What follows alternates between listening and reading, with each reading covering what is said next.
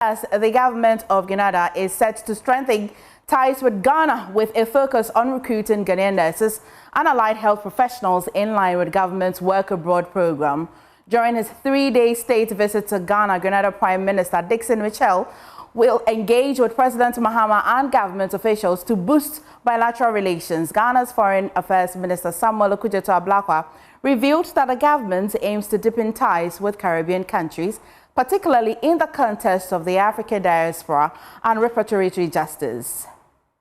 We approach these discussions with optimism, a shared commitment, and a strong sense of purpose to translate our long-standing goodwill into concrete, measurable outcomes that will deliver real value to our people. From Ghana's perspective, our engagement in this inaugural session will focus on priority areas of mutual interest aimed at enhancing and strengthening collaboration, namely health, education and skills development, trade and investment, tourism and culture, climate change, and disaster management, as well as multilateral engagements.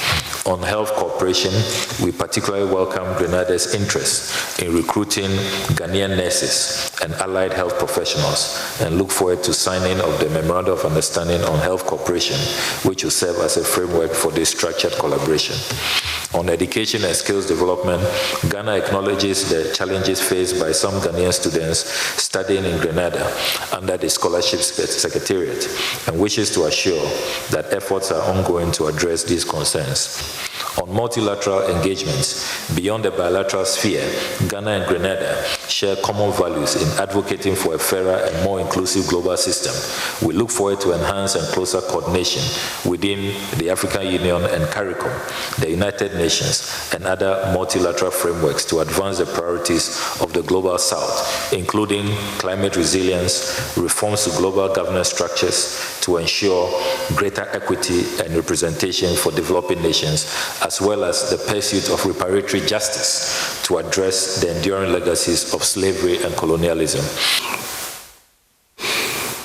We welcome the initiative that has been undertaken, or that is being undertaken in terms of the provision of healthcare professionals, namely nurses. This is an area in which we have a severe shortage. We spend huge sums of money to train our nurses, and then they are poached by countries who can afford to give them better remuneration packages. So this MOU, when signed, will be a testament to what can be achieved when sisters and brothers come together for mutual assistance.